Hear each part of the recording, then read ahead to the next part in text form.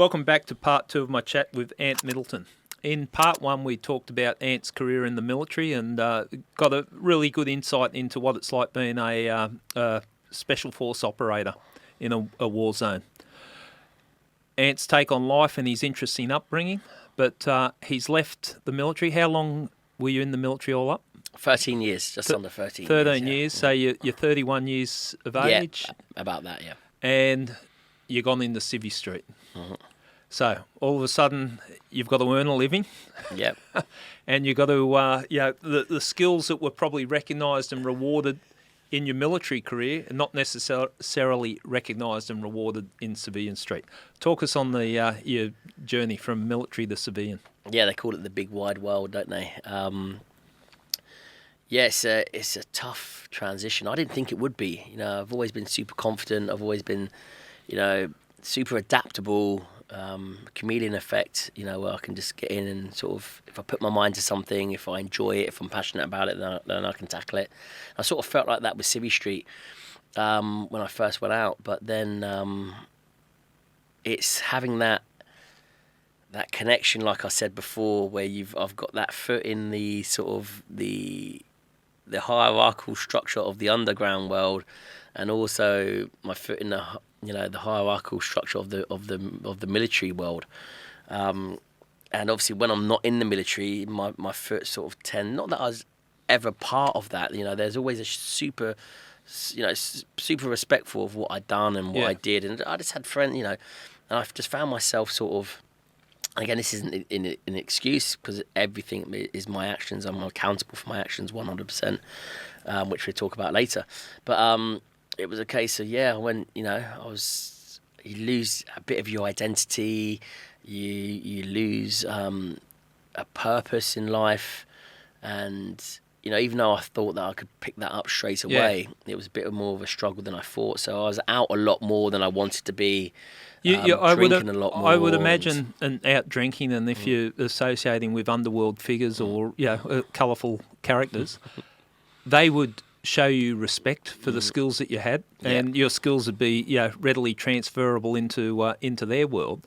And it must stroke your ego a little bit, hanging out with people that go, oh, you're a hard ass, we're looking for tough guys, that type of thing. I would imagine that comes into play. Yeah, absolutely. That all of that comes into play, and and again, you look at them like that as well. You're now in their world, so there's that element of respect and the element of which has always been there because they've been my pals. But then there's an element of I could easily dip my toe in here, and actually, get involved with this. So there's that. I'm in a narring on that side as well. Then bouncing around doing security details. It wasn't really my thing. I didn't really enjoy it too much. I was bouncing around Africa, teaching military tactics, surveillance, counter-surveillance, sniping, But then it was like, almost pretending to be in that world but not in that world. So I thought, I've got to completely separate myself from that identity if I want to be me, if I want to get on, if I want a new career. Yeah. And that was the hardest part because I'm trying to separate myself from that, but I've got this world lingering right there for the taking or to get involved with. And again, the socializing of the two, drinking, going out, clubbing, it's the same sort of dynamic. Yep. And it led to an evening of myself getting into an altercation with a policeman, and ultimately, which was the best thing that ever happened to me, the biggest lesson that I ever learned of realising what the big wide world was all about was going to prison. Okay, the altercation with the cop, what happened there? So that was, I was in a club and my pals came running in, said there's a big scuffle outside. So I went outside, I jumped outside, and having trained the ANA and the AMP, we sort of teach them to de-escalate a situation, and like we do. So I've gone out and I'm drunk at this stage. I've been drinking heavily all day. I've been with the lads, and I run out and I'm in a really chilled mood. I'm like, I don't want to fight, so I go out and my group of lads are all arguing with this group, and there's police in between. So I think so I grab all my boys, and I think just take them around the corner. Yeah. Get them out of eye shot. Get them out of view. Diffuse the situation. Diffuse the situation. So I've done that. Took them around the corner. Then I took them around a further corner around the back of the building and put them all in a cab. So as I put them all in a cab, don't forget I've run out the club at this stage, so everything is in the club still. So I put them all in the cab, and I'm like, I'm going to jump in the cab. So as I walk back to the club, I walk around the first corner, and as I walk around the second corner, the group is still there. Yeah. And as I walk around, they're like, "Fuck it, rabbit," and they start going at me. And the police are there. I went up to the policeman. I went, what are you doing? I said, I've just taken my boys around there. What are they still doing here? And obviously, he hated that and I shouldn't have done it, and I should have just kept on walking. But I said, I was basically said, look, I've taken them around the corner to de-escalate. Do your bloody job. Yeah. At this point, he didn't like that, so he turned around. He told me to F off and go home. So, and it was one of those, and I think it was it was a clash of authority. Right, because I still had this authoritative, I was deciding who lived and who died a couple of months ago. Yeah. I never took advantage of that authority. So all of a sudden, when this cop's turning around and he's poking my chest, telling me to F off and go home, and I can remember thinking, Ant, turn around and go home. Yep. Right, and this is what happened. Turn around and go home. And as he poked me again, because he poked me about 3 times, and the second time I was like, this is when I knew that, right, turn around and go home. And then the third time, it was almost like an automatic button that he'd pressed. So as soon as he poked me, that was, the fist came back and it bang. Yeah. And then it just all hell let loose from there. So we got into a huge altercation. I ended up actually coming out of the altercation with him sort of half conscious on the floor, and I had his cosh in my hand. Yep, his cosh. Yeah, his cosh. The baton. Yeah, because he'd obviously taken it out as I'd hit him, and I hadn't hit him with it. It was all on CCTV. It was over quite quick. But all of a sudden, I found myself with this baton in my hand. So I'm thinking, and I look at the policeman. He's on the floor, and I'm just thinking, what have I done? Here we, that realization of going from that, talk about that aggression just taking charge of me. So I run off. As I'm running off, I ditch the baton down a drain, go over a few walls, and I end up anyway. Long story short, I end up getting arrested. And obviously, you look at that scenario. It's a case of you can see that I'm the peacemaker at the beginning. Yeah. You can see me coming out, but then you can see me. I'm walking away. I shouldn't have turned around and joined that situation. You mentioned clash of authority, and we'll hold where you are. Just talk on that just for a short moment. I see that with cops so often, and I've been the same way. I think, like hands up.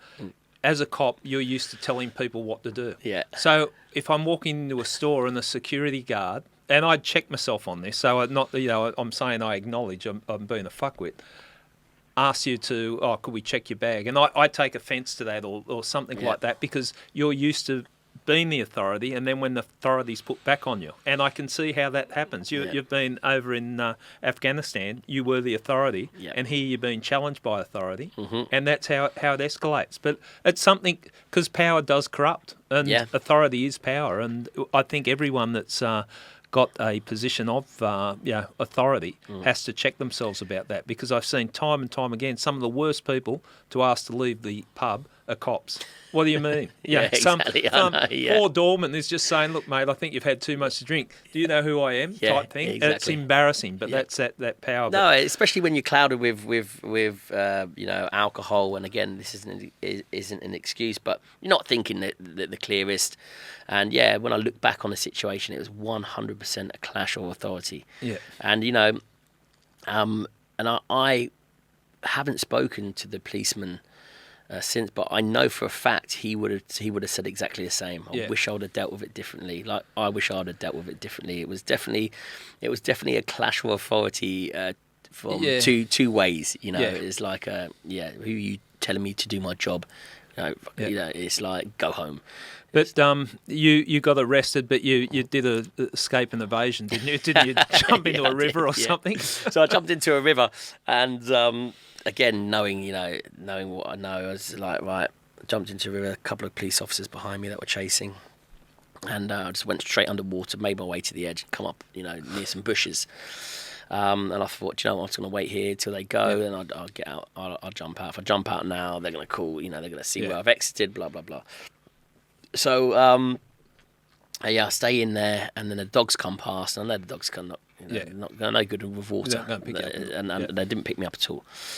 So I'm there, but what I didn't realise, which I do now, is because the officers see me enter the water. And they didn't see me leave. Oh, now they have to stay there. A critical incident. Yeah, it's like they have to stay there until either they've identified me somewhere else or they've dragged my body up from the bottom of this river. Exactly. So I didn't know that. So I thought they're going to go. Anyway, after about 20, 25 minutes, this is at night, it's cold. I'm in a T-shirt and my jeans, right? So I'm under this bush and I start shaking uncontrollably. Hypothermia's kicking in, I start shaking. And all of a sudden these little ripples come out from under the bush. Right? And I'm thinking, there's nothing I can do. I can't. Hopefully they won't see it. Then all of a sudden it was like, there's the ripples under the bush, all down, trying to pull me out. And so my escape and evasion tactics didn't work on that occasion, even though we managed to get the dogs out. But I gave myself away by shaking, and the game was up. Yeah. How did it feel?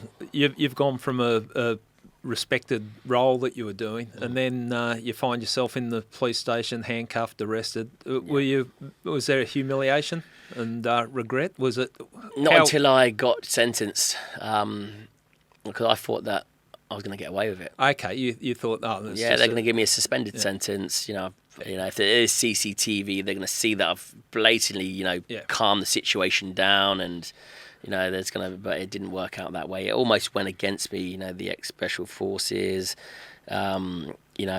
Realizing what I'm capable of, knowing what control myself. I should have known better, and ultimately I should have. Yeah, and I think you own that. But something I give you respect for, that you got some legal advice and said, well, go down the PTS path. Then there's no way you'll do jail. Just put your hand up and say, oh, look, I've been doing this. Yeah. Absolute respect for you on that, because I had people say the same thing to me when I got in trouble with the police. Just say that you're under stress and all that. What I did had nothing to do with that, and I wasn't going to go down that path because I wasn't suffering that. Do you know what? I think it's a route, Gary, that if you go down, you almost then you have to live that world, you have to live that life, and you almost bring the PTSD upon yourself. It was one of those where he said, there's no way in a million years, Ant, that no one can tell you, apart from you, that you've got PTSD. Yeah. So if you put this case along to say, he said, you get a slap on the wrist and you'll go. And they're right. No one can, I've done 3 tours of Afghanistan. I was in the Special Forces. I was section commander in the Royal Marines. No one, apart from me, could say that. But I always say to people, and I always practice what I preach, if you lie to yourself, you're going to live a lie. And I was thinking, do I want to live this lie? And if you lie about it and you live it for too long, you start to become it. If you start to become it, you start to believe it. And then all of a sudden, am I going to tarnish myself with the victim PTSD brush? Yeah. No. What have I got to do? And he was actually shocked when I was like, I haven't got PTSD.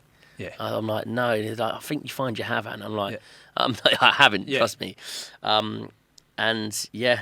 So he said, well, listen, you're probably going to go down for this. I think that it's an important message about the PTSD too, that and it's not, let's put it on the table. There are people that genuinely suffer from it, and I fully get that. But what you said there, how you start saying it, you start to believe it. I know someone, no names, no pack drills in the police, that circumstances changed where he was working and didn't want to continue on, and got involved in a pastime that he was interested in to fully explore. I'm going to go off with stress, and I'm going to put this in, put that in.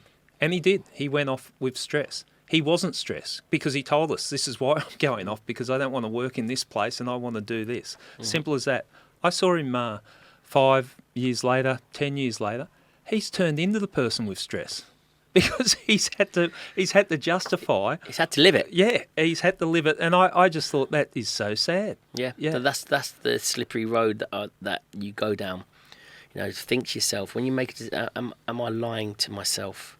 Because if I am, I'm going to have to live this lie, and you don't know how long you're going to have to live it for. You know, so it was a slippery slope, but also it was like holding yourself accountable. Well, you've got to go, right, listen, I messed up there. Guess what? We all mess up. We all make mistakes. We all make, we all get things wrong. And the moment you can hold yourself accountable, and again, going through that, how to process things. If I can say, I know where the problem is, it's here, and I can grab hold of that problem, then I can start, like I've said before, I can start to dissect it, I can start to work on it. But if you don't, if you go and you relinquish that responsibility, then that's always going to come back and bite you in the arse. 100%. And you said, I say the worst thing that's happened to you, you say it could be the best thing. Mm-hmm. And if you avoided owning it and the consequences, perhaps you would have gone on and done something worse, and you might be in jail for 20 years. If I'd have got away with that, then can you imagine the damage that I could have potentially have caused after, which again would have seen me, decades behind bars. Let alone the 14 months that I got. The time in prison. How did you use it, and what was it? What was really relieving, Gary? Really relieving about my time in prison was, the build up to it. You don't know what's going to happen. It's like I like to know what happened. I like to know what's happening, because if I know and there's a plan, I can start to put it in place. I can start to execute a plan and put something in place. It was really funny because as soon as the hammer went down and they gave me 14 months, I smiled, not cheekily to the inside. I smiled. I looked over to my wife and I winked at her and I said, "Everything's going to be okay." I said, "I love you." I knew that I needed to do at least 7 months. I knew that I needed to stay out of trouble, otherwise I'd have to do the full 14. Yep. And so in my head, there was this new sense of excitement because I was stepping into the unknown. I love stepping into the unknown because no matter what, you're going to learn something and you're going to grow from it. Yep. No matter what. So actually, I'm stepping into this environment. I know that I need to be the best prisoner I can be. That's what's going through my head. Be the best prisoner that you can be. Show everyone that you're the best at everything that you do. Going back to being the best. So that's what went through my head. I know what I need to do. I know what I need to achieve. Let's set it out. And what that allowed me to do as well, it allowed me to stay out of trouble. It allowed me to. I got into prison the first day. I took on every single job, from scrubbing the toilets to mopping the floors, which no one wanted to do, to cleaning up the food after, to everything. I had about 3-4 jobs on the go. It got me out and about. It kept me busy. It kept me away from the small talk. It kept me away from really building too much of a bond with people. And and even I kept myself busy. And then we talk about the most shameful. I was so ashamed of being in there because. And what I mean by that is I had a family on the outside. Yeah. When I'm away from my family, I'm normally providing. I'm bringing in a wage. I'm putting a roof over their head. Here, I was a complete liability and a complete burden to my family for the very first time in my life. Yeah. That shame, almost drilled me to the ground. This is what I say about prison. It's not no hardship. I've done harder things in my life. It was the shame of coming out every morning, doing roll call, looking to my left and to my right, and there's some guy with 2 teeth in his head that's off his face on drugs. Yeah. There's some guy next to me, he's got his rolled up, he's robbed a granny. That's why he's there. But I'm no different. You're in there with him. You look at it all. You look scums. I'm no different to that. But I'm a former special forces operator. Yeah. I used to work at government level with multiple organisations like the CIA, MI5, MI6. I used to go and execute for missions for the government. I was a trusted. They spent millions on me, and now they're spending 20 quid a day on me, to feed me and to keep me incarcerated because I'm a danger to society. So the shame was really what made me get out of prison. And what was so good is when I set myself these small goals, I later found out, After about 2 months of being inside, someone said, you can get out in 2 months' time.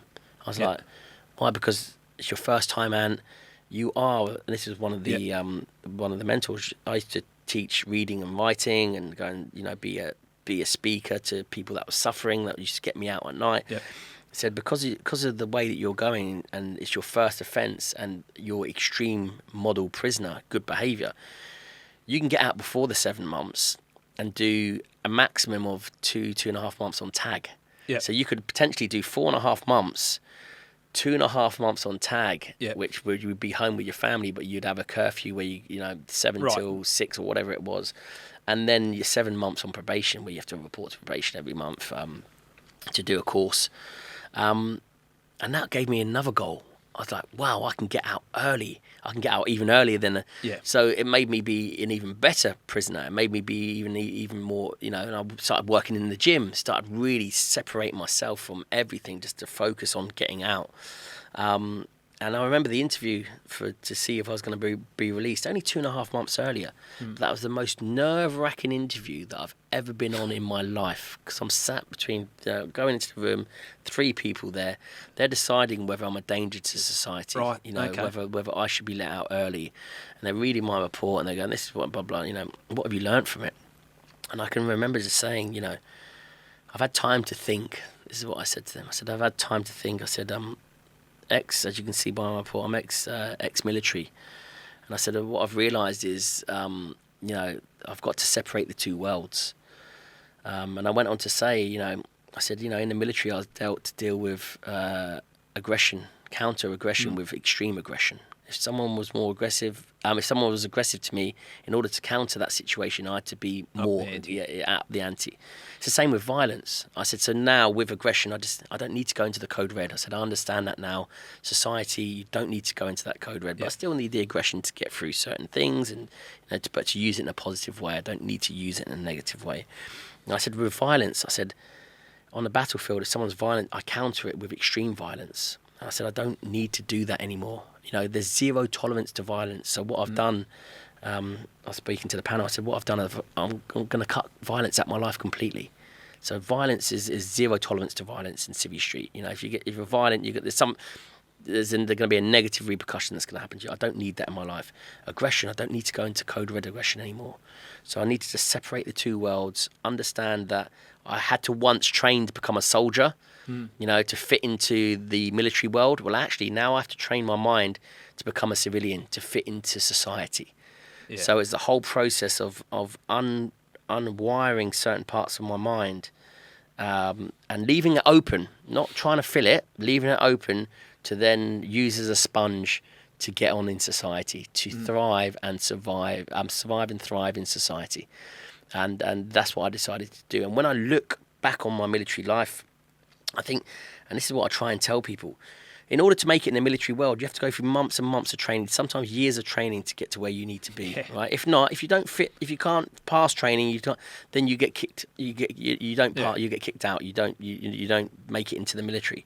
But there's no course that does the opposite, that trains you to fit into society, right? Untrain you from what you've trained. Yeah, but also to train you in a way that you're going to pass, that you become a decent member of society. It's a case of, why don't you use this skill set or this skill set? No, you have to really untrain your mind and retrain it to, because they're two different worlds. And the moment I separated the two different worlds, it allowed me to really focus on one going, do you know what? I'm not part of the military anymore. Get over it. Get it out of your head. This once a Marine, always a Marine. No, Ant, you were once a Marine. You're no longer a Marine. Yeah. That doesn't mean I'm not proud of it. I'm super proud of it. But I don't need to hold that title anymore because I haven't got it. I'm now going to focus on society. I'm now going to focus on becoming the best civilian I can be. But there's different rules, new regulations, and new ways to act. Got to accept it. I've spoken, when I left the police, some military guys and combat veterans reached out and got to speaking to them, and they were talking about how you're going and all that. And I was doing an article on them, so I was interested in what they were doing. And they said, when we're in the military, all the skills that were valued in the military, we've come out and they're not skills that, toughness, reliability, all these things don't count when you're in civilian street. And he said, so a lot of people, that separation, you've lost your tribe. That was your tribe where you were respected, you had a role and you were part of, and then you left. And that got me to thinking about the police. And when I've left the police, I've left the tribe. Like, my life went from seeing cops every single day of my life to no contact whatsoever. And I'm sort of a little bit disorientated. But it's a process, and I've watched what you've done, because you watch your very successful career in the media and what you're doing, and when you get to that transition from, like I once a Marine, always a Marine. The same thing can be said about the cops, and that's often said. But I'm starting not to think like I'm a cop now. I've been out coming in the 4 years, and I'm just changing my view on things, that I'm not looking at it necessarily from a cop's point of view.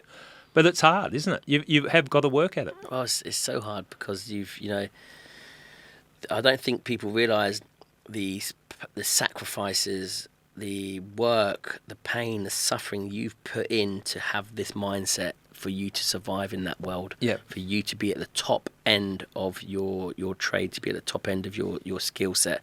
And again, I talk about sacrifice, hardship, suffering, pain, but it's because, then you think to yourself, what was all of that for nothing? And then you go, I've sacrificed this, I have the right to hold this and think like this. And it's like, no, guess what?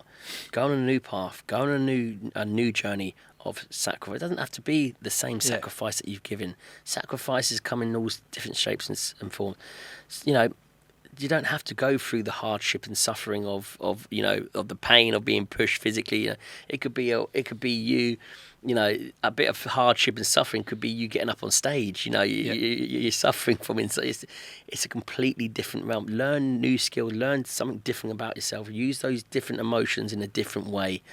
And that's what's really hard to let go. It's like, especially with ex-military security forces, this is what I've sacrificed to be where I am today. Well, yeah, life's tough, life's difficult, but if you can train yourself to be the best soldier in the world, the best policeman in the world, the best, then you can train yourself, trust me, to be the best civilian in the world. And you can find that reward in different challenges too, can't you? And that's what I had trouble coming to terms with. Well, I was a homicide detective, so I'm doing good.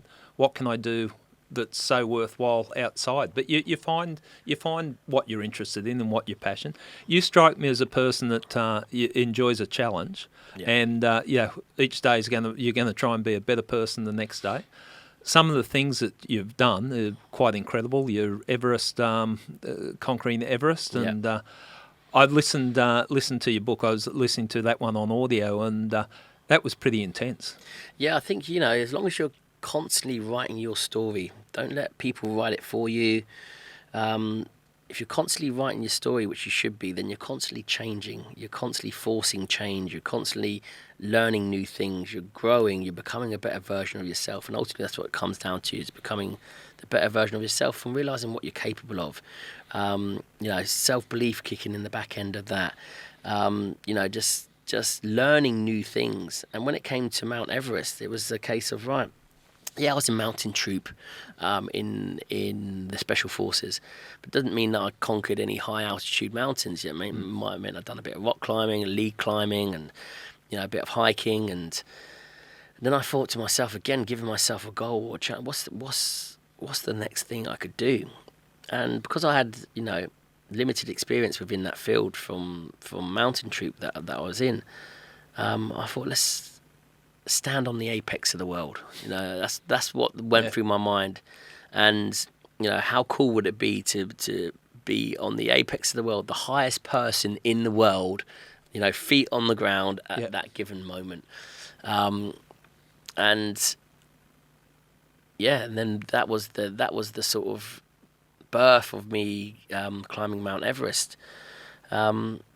And I knew physically it wouldn't be a problem. When we're in the Special Forces, we are, an athlete plus standard of fitness. There's military fitness and there's civilian fitness. The fitness that we have is beyond. I don't think people fully appreciate it. No, they don't. It's at a different level, isn't it? Different level. It's off the scale, right? And I'm not. This isn't putting anyone down, because athletes train for different disciplines, and they're very focused on that one discipline. But we are sort of talk about a universal soldier, universal fitness. Whether it comes to carrying 80 to 120, 150 pound on your back, over multiple marathons, over not only you're facing the conditions, you're facing the elements, you're facing the terrain, that's on Olympic sport. I see it like military fitness. I see people at the different sport or different gyms, and you can see that's just you can't get that in a gym, and it's just the way that the body looks. It's just ready to go. It's on. Like I said, the rev counter's in the red. It's the endurance is phenomenal. You came up at Everest. At one point in time, you were contemplating jumping off. That's how serious it got. Do you want to talk us through that? So I got into. I wanted to tackle Everest. I wanted the mountain to challenge me. I've heard of Mount Everest, and that says a lot about you. It was most people go, get me up there. That'd be good. But get me up there on a nice sunny day. And I didn't want that. So I can remember on my summit rotation, because I'd done my first rotation, and it was sunny and quite a lot of people on the mountain. Is that to be acclimatised to the high altitude? Do you want to just talk us through that? Yeah, that's exactly right. So acclimatisation is when you're going to a higher altitude, and the body needs to get used to that. Because obviously you're starving the body of oxygen. That's what you do. And the higher you go, the less oxygen there is in the air. So when you do your rotations, that's why there's the camps. You go to camp 1 on your first rotation. You stay there for a couple of days, because it's at an altitude your body's never been at. So your body's getting used to that. Once it gets used to that and it adapts to that altitude, then you push it a little bit further. So you'll go to Camp 2, for example. This is the rotation that they do. Camp 2, you're pushing it to like 6,400 metres here. So what you need to do is, once you push that to that extent, you need to come down to Camp 1 and back down to base camp to let the body recover. Because you just pushed it to its max. And if you pushed it anymore, you die, right? Or your body would shut down. So what you do is, when you actually come down, so you come down to Camp 1 and Camp 2, your body's getting more oxygen and it's healing. It's working properly, it's functioning properly. So the next time you do a second rotation, for example, you go to Camp 1, your body's used to it, so you bypass Camp 1. You go to Camp 2. Your body's used to it. You might stay there for a night to get used to that altitude that you've pushed, and then you'll push on even further to Camp 3, which is 7,300 metres. Okay, and then some people do 2 rotations, some people do 3 rotations. They might come down. It depends how you acclimatise. 2, 3, 1. That's why it takes 5-6 weeks, even longer than that, to climb your 8,000 metre peaks and above, because that's what you need to do. But I just done 1 rotation. So I went from base camp to Camp 1 to Camp 2, and I stayed there for a couple of days, and I felt good. So I went up and touched Camp 3, sat down for about 3-4 hours, and then came and worked my way back down. And then for my summit rotation, I only done 1 rotation, but for the summit rotation, I can remember we were setting off, and then all of a sudden this storm came in. And we were at the start of from base camp to the Khumbu Icefall, which is the start of the climb basically, and to get up to Camp 1. And this storm kicked off, and everyone from my cameraman to the show were like, we should turn around really.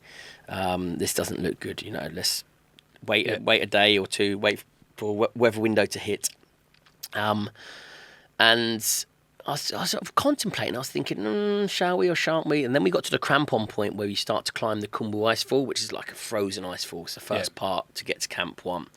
And as we were putting our crampons on, a team of Sherpa guides, mountain guides were coming down. And we're like, guys, what are you doing? They're like, can't you see what's above you? Storm. I said, this is just starting. And it literally, as they said that, it was like opened up. That excited me.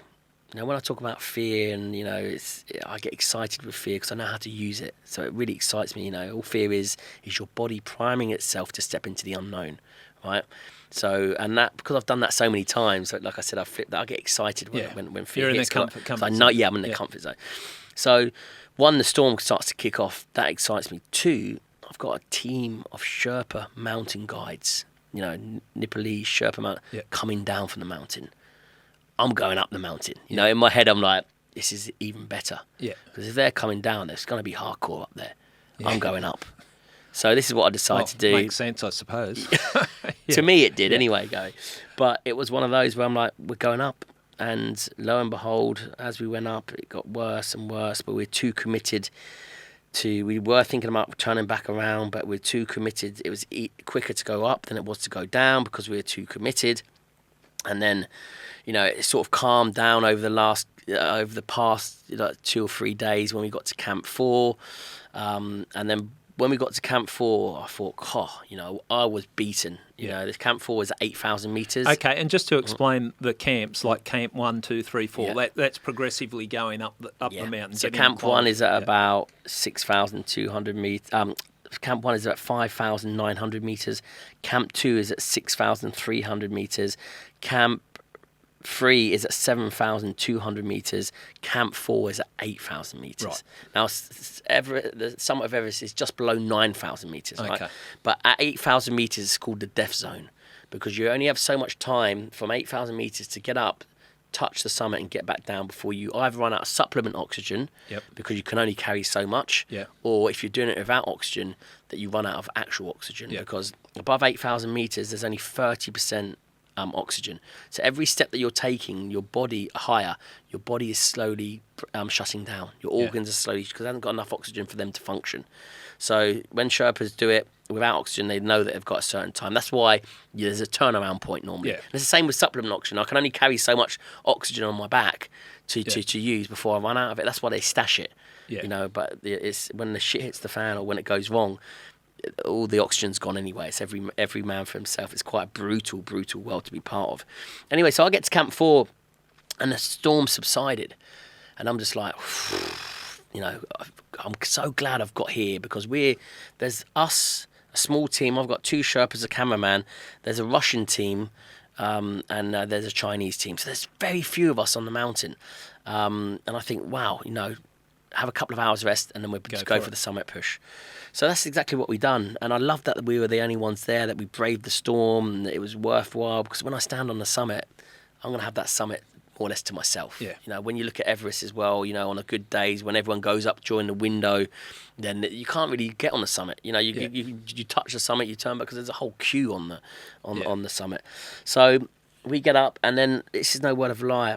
The sun comes up as I'm going through the night. Beautiful day. I'm so elated because I've just been through a whole storm. And then it's clear as day. I'm getting to the top. I'm probably about 100 meters away from the summit. And all of a sudden, the storm, what the storm done, it went and it done a 360. It came back on us. So I'm about 100 meters away from the summit. And the wind's going, but I'm focused on the summit. The wind's coming out, and I get to the summit, and I can't see in front of my face. So I'm like, right, I'm going to stay up here for, I've got the summit to myself, So I've taken the moment. I'm the highest person in the world, physically standing on land. I've taken that moment. My cameraman's like, Ant, we need to get out of here. My Sherpas are like, Ant, I'm like, give me 2 minutes. I want to just stay up here by myself. You go back down, I'll catch you up. So this storm's getting worse and worse, and then it starts shredding my face. The snow. And so I know, right, I need to get off the mountain. So as it starts shredding my face and I have to start protecting my face, I think to myself, right, now I need to move now. So I need to catch up the others. But as I go down to catch up the others, there's been an incident on the Hillary Step. Now the Hillary Step is an ice climb up and an ice climb down. Someone's fallen off the Hillary Step. They've taken the rope with them because they're attached to the rope. So there's no rope for us to use. An ice screw's gone ping, it's pinged out. There's no rope for us to use. So we either ice climb down or we but with the winds, it's like, no, we need the rope.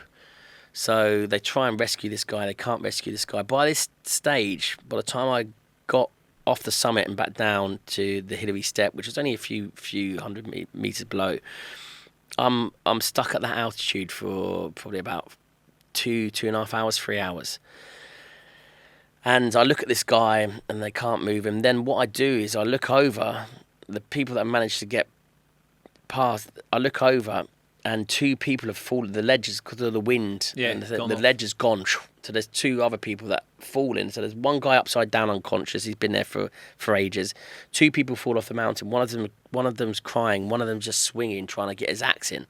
And at that moment, I've been there for so long. I start to sort of, switch off.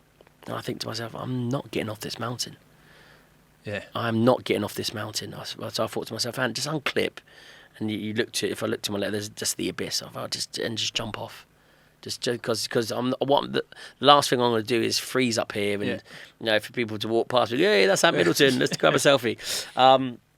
So that went through my mind, and I can just remember thinking that sheer sense of panic of I let the situation define me. I let the situation tell me that I was dead. The mountain tell me that I was dead, and always say, always define yourself. So I went back to that moment, and I remember just looking down as I was thinking about unclipping, and sheer panic kicked in because I thought there's no way off the mountain.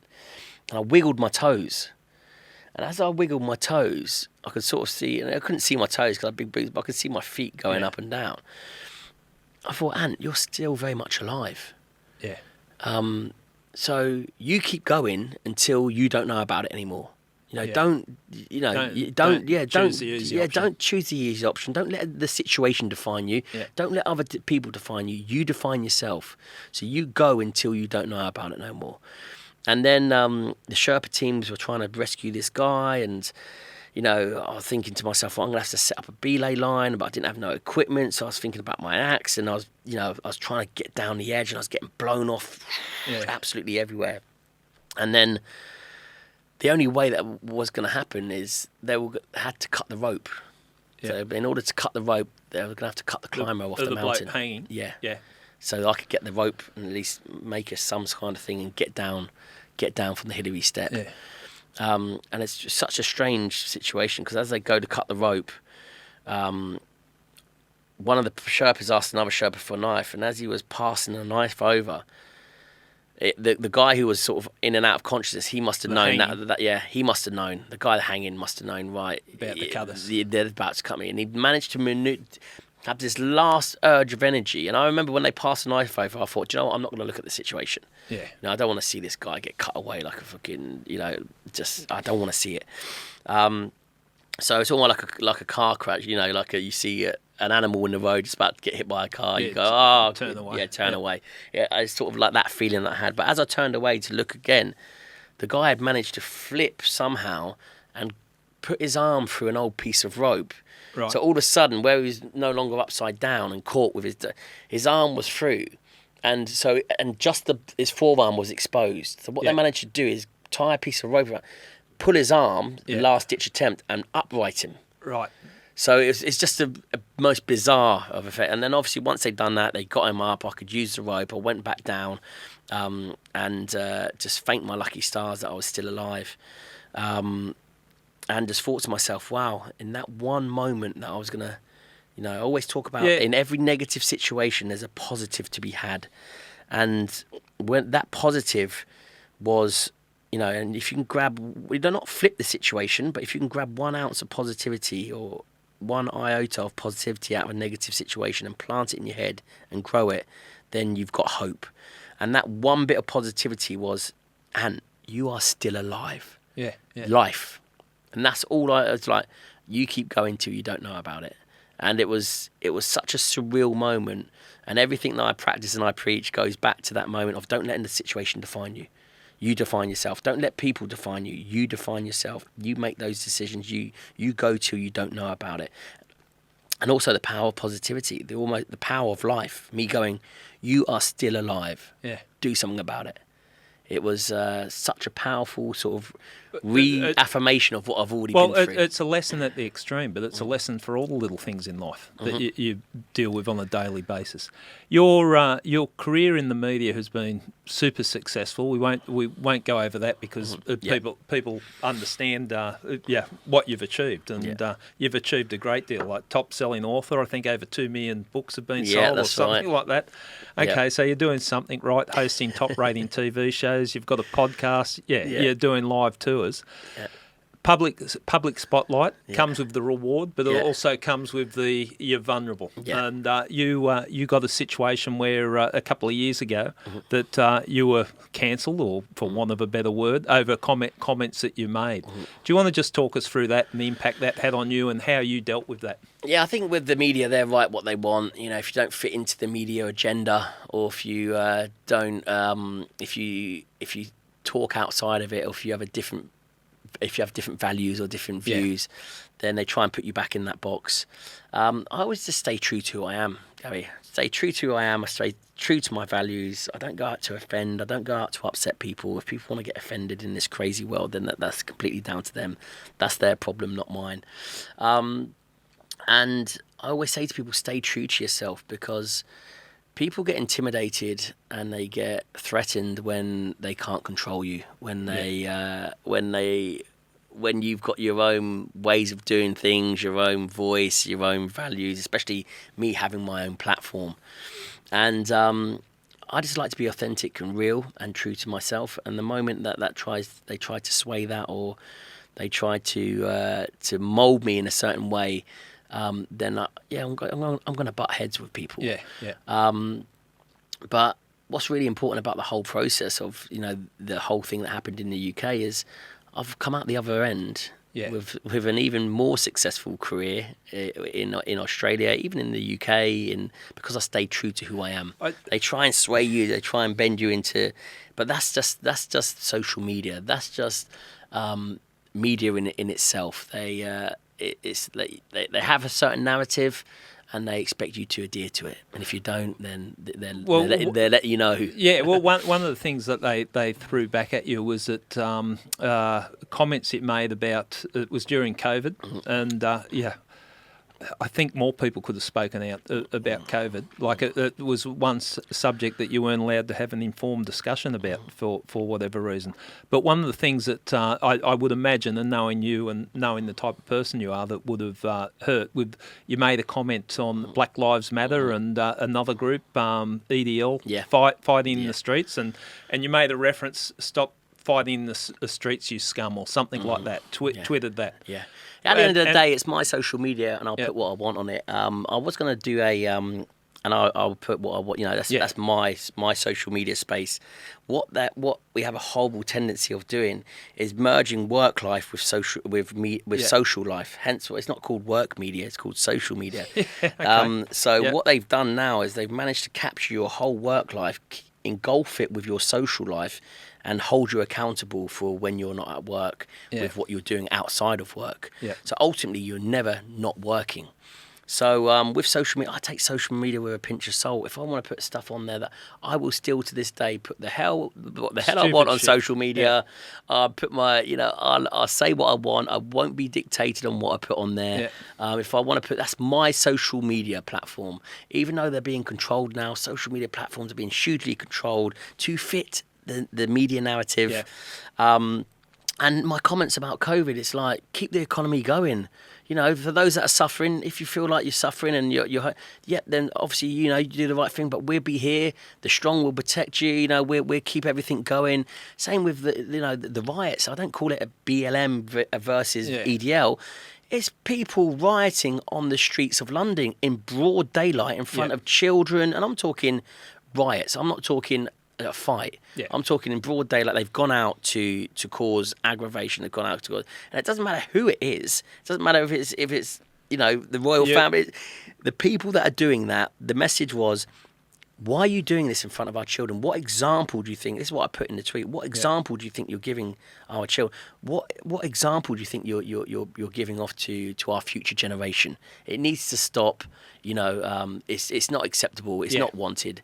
Get the hell out of it. And then, you know, lo and behold, the media are very good at grabbing little bits and bobs, and they've got, at the end of the day, the media, they've got to make stories, Gary. They have to make stories about, you know, in order to sell papers, in order to sell the news. You know, I think they've got to do this every single day. So they've got to find something that's going to attract the attention of the viewers. You watch someone being built up in the media, and you can guarantee they'll be brought down in the media, because the story can only go so high. Then you've got to bring them down. But that's a consistent thing, right? Because that's how they get the longevity out of you. They build you up, bring you back down. That's how they get their years of work out of you, because you've got to think they've got to fill that segment of the paper.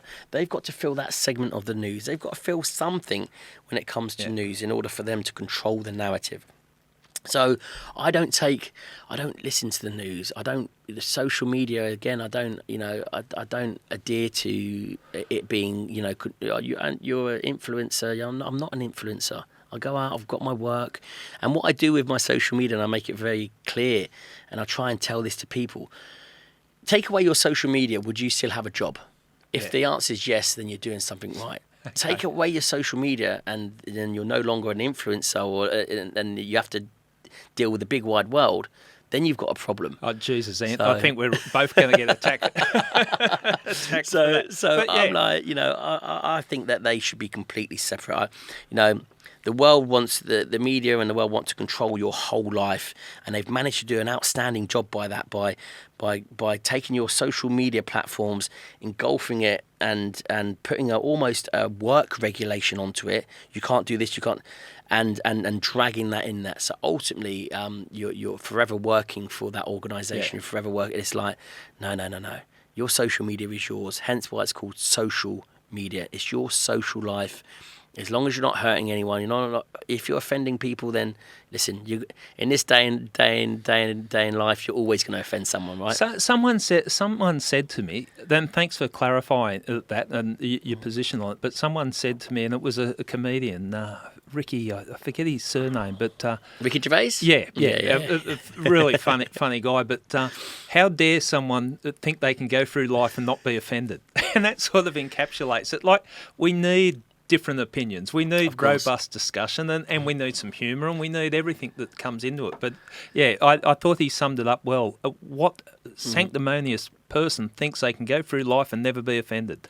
Do you know what? It's crazy, isn't it? Yeah. And it's also one of those, it's always going back to, I know who I am. Yeah. Do you know what I mean? I always go back to that, am I a good person? If I'm not being a good person, yes, I am a good person. Right, I'm going to get things right and wrong. Yeah. Okay, that's just life. We make mistakes. We all make mistakes, and I'm going to get things right and wrong. Mistakes, I'm going to go, yeah, maybe I shouldn't have done that. I should have worded it differently. I should have done this. But it's done. It's like, I didn't do it through malice. I didn't do it because I wanted to hurt someone or even offend someone.